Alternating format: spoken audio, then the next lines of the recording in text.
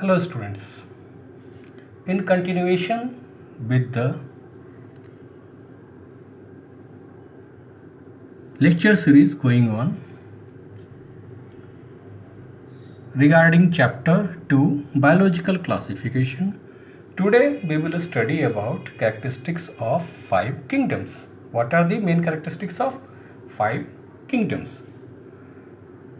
You have to keep this particular figure or data or whatever you understand, you have to keep this into your mind. So in the earlier video we had discussed about 6 kingdom classification by Carlos, but mainly 5 kingdom classification is in vogue, so we will stick with it. So what are the characteristics of 5 kingdoms? Let us discuss the characters first. What are the main characters? Then these are the 5 kingdoms. What are the 5 kingdoms? Monera, Protista, Fungi, Plantae,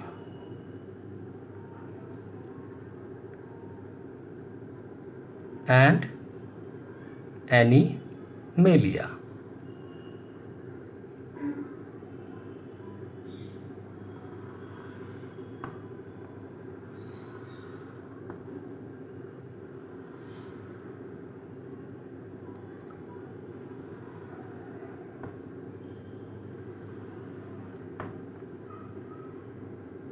So these are the characters and these are the 5 kingdoms. So the first one is cell type. First character is cell.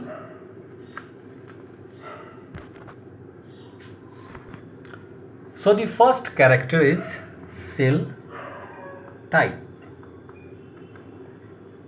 As we all know, Monera are prokaryotes. So the cell type is prokaryotic,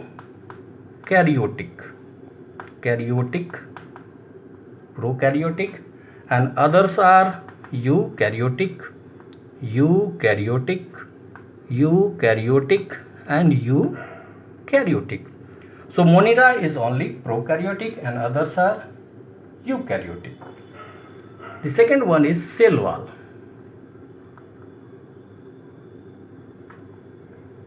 Cell wall, it is not made up of cellulose, so it is known as non-cellulosic,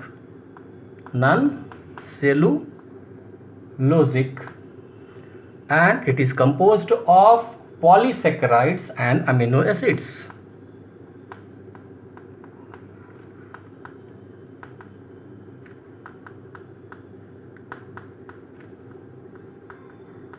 Polysaccharides and amino acids.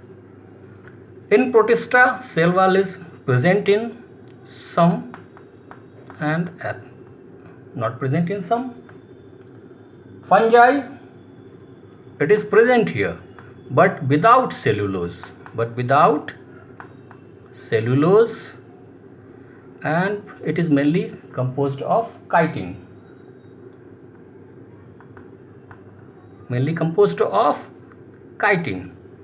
So cell wall here is present but without cellulose, and the cell wall is mainly composed of chitin.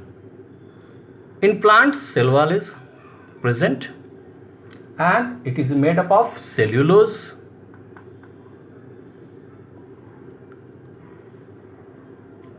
And in animals, absolutely what happens? The cell wall is absent. So the cell type characters, the first character is cell type, and Monera is only prokaryotic, others are eukaryotic.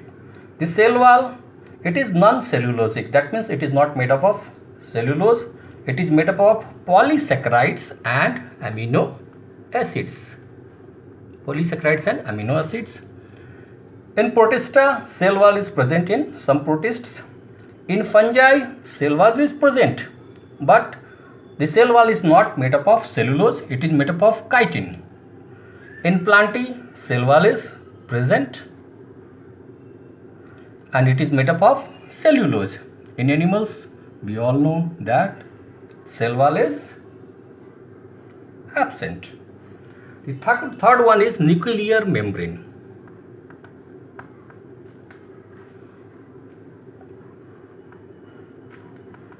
The third one is nuclear membrane.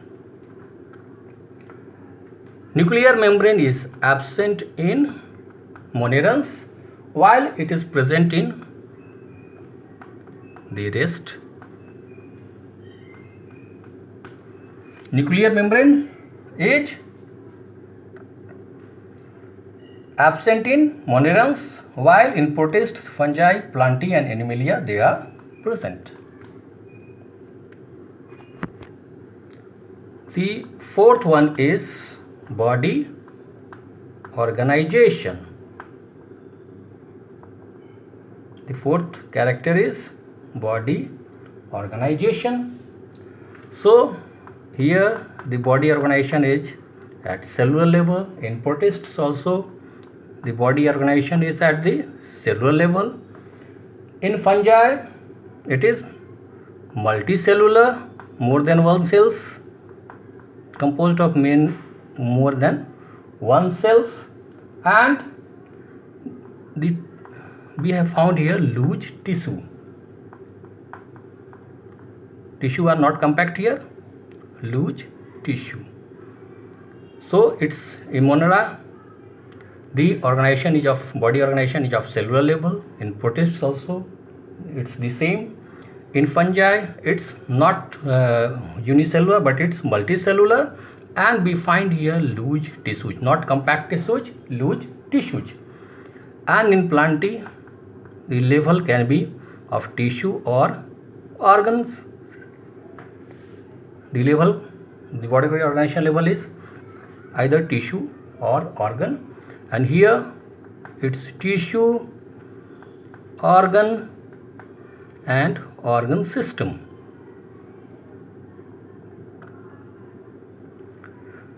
In plantae tissues, then we find organs. In animals it's tissue, organ and organ system. So the body organization in monerans it is at the cellular level. In protists it's the same. In fungi we have multicellular, that means more than one cells, it is composed of many cells, and here we find loose tissue. And in plantae we have tissue and organ system of body organization, and in animals we have tissue, organ and organ system. In plantae it's only tissue or organ. That's the level of body organization. In plantae we have tissue and tissues later on compose organs. So we have tissue, organ, that's the level of body organization. But in animalia what happens? We have tissue composes the organs and the organs form the organ system. So we have here tissue, organ system. Cellular in monerans, in protists is also cellular. In fungi it's multicellular, more than one cell, and here we find loose tissues. In plantae the tissues are here and they form organs. In animalia we have tissues and tissues forms organs and organs convert into organ system. The fifth one is mode of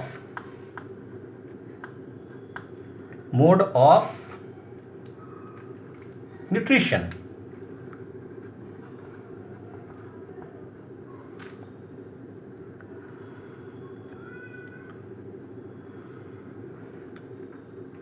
Here it's autotrophic.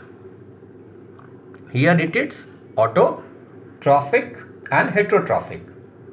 Autotrophic,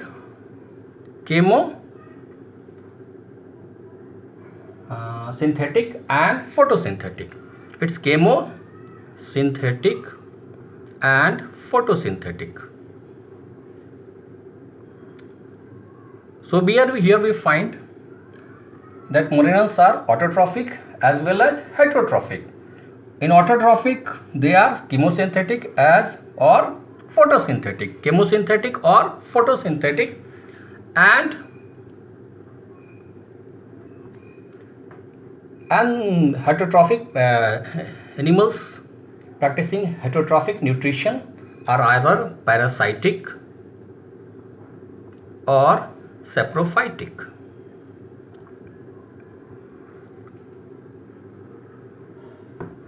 So we have autotrophic and heterotrophic, both the nutritions in moneyrans. They may be, if they are autotrophs, they may be chemosynthetic or photosynthetic, and if they are heterotrophic, they may be parasitic or saprophytic. The protists are also autotrophic and heterotrophic. If they are autotrophic, they may be photosynthetic and heterotrophic. So they may be autotrophic or heterotrophic, and if they are autotrophic, they may be photosynthetic. Now the fungi are heterotrophic. The fungi are heterotrophic, and if they are heterotrophic, they are either saprophytic or parasitic.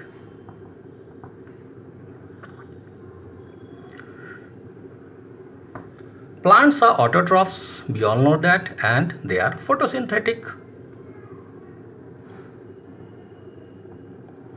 Animals cannot be autotrophs, they are always heterotrophs, and they can be either holozoic or saprophytic.